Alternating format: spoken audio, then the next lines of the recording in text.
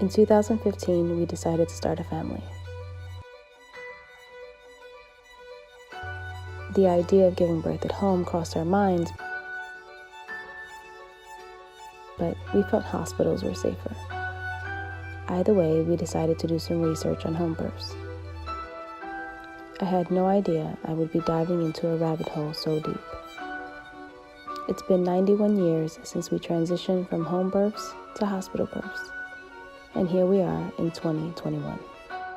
Black women were the highest in maternal mortality.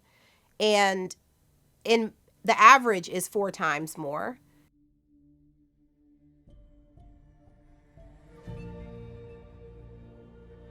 And it's also not just affecting Black women that are poor and underserved in different ways, but those that have money, that have partners, and that otherwise, based on like the old model, that it's like a socio-economical issue, that they wouldn't experience that, they actually are. So that has brought us to really question what's happening with the system and not just like what's happening with Black mothers, because all things being equal, if you have health care and you have a partner and you have the finances to, manage your life, why would you die? On January 7th, 2019, LaShonda Hazard complained of serious abdominal pain and was neglected at the hospital. At 13 weeks pregnant, LaShonda and her unborn baby were dead. Kira Johnson gave birth to her second child in Cedars-Sinai Hospital in Los Angeles, and within 24 hours, Kira was dead due to a hemorrhage. Her husband fought to get her help and was ignored for hours. Serena Williams opened up about almost dying after giving birth as well. She too, despite her status, was ignored.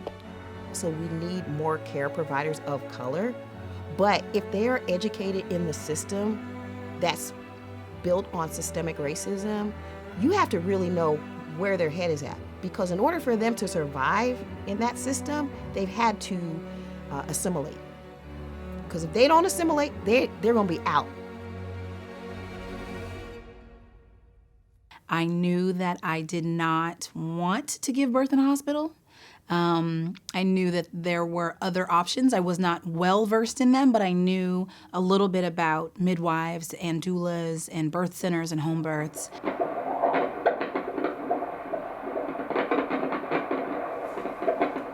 One of the nurses who had a C-section, who had been there for most of it, told me that, for her, I was her hero because she wanted to have a VBAC. And if I could have a twin VBAC, now she knows that it's possible for her. And I just felt just honored that these babies came through me in that way.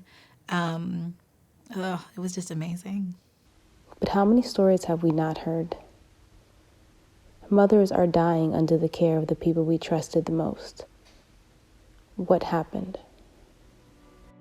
I had a really bad experience. I had to continuously advocate for myself. The biggest things that our communities have fought with continuously: the separation from our earth, the separation from our mothers, the separation from our placentas, continuously separating us. People need to listen to Black mothers, because a lot of the families and a lot of the stories are that there were concerns, that people expressed concerns that they were somehow ignored, and as a result that the woman died, and that it was, in those cases, one of those preventable deaths. The U.S. Senate committee proposed $50 million to prevent mothers from dying in childbirth.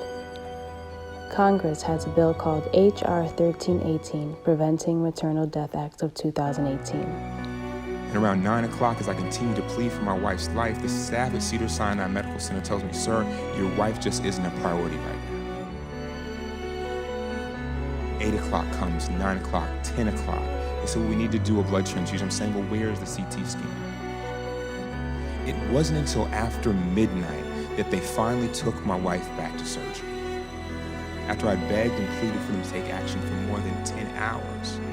When they took Kira back to surgery, they opened her up, and there were 3.5 liters of blood in her abdomen. And she coded immediately. There's no matrices that can quantify what it's like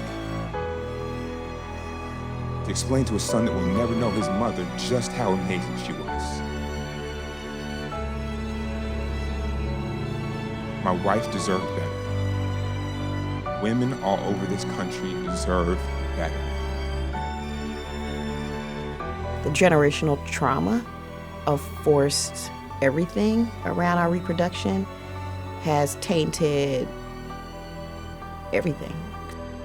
1 in 3 births happened by C-section compared to 5% in the 70s.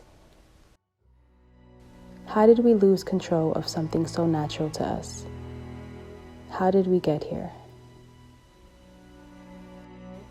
Come with me as we reclaim our birthrights and hear the stories that can no longer be silenced. Okay, it's coming. I feel it.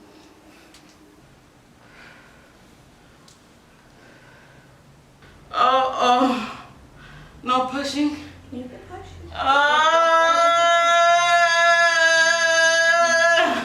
Ashe. Ahudu billahi minash shaitan. I seek refuge with the Creator from all evil of all sorts. Woe billah. That's a Lakota term meaning victory. Because we are all of humankind from the beginning of time. I'm an African, Hebrew, Muslim. I'm all of that. I'm all the Orishas. I'm all everything of the world. Because I come from the beginning. I'm the most authentic and original of all. So I can claim it all. And I do. And so the world is at our disposal. Dominion. There you go. Hi, buddy. Just got a little bit of... There you go. Hi, Cree. There you go. Hi. Hi, Pumpkin. Hi, Puppy. Puppy. Hi.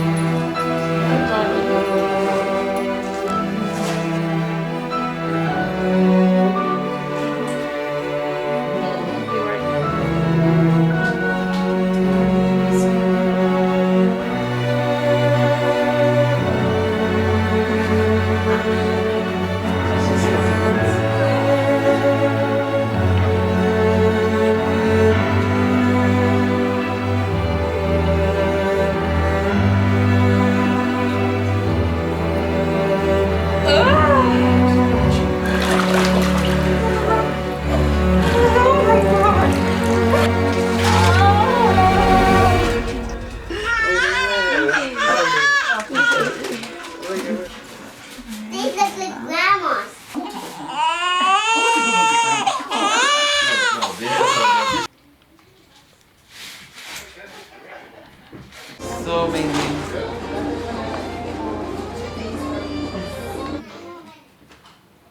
Yeah, do a good job supporting you. You're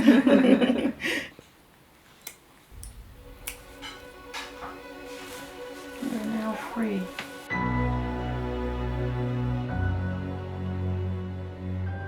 Anybody who's birthing in this country, do your homework, do your research. All right, let's see what we got. I'm at this little doctor. Oh. She weighs 11,246. She's pretty mellow. She's a beautiful baby.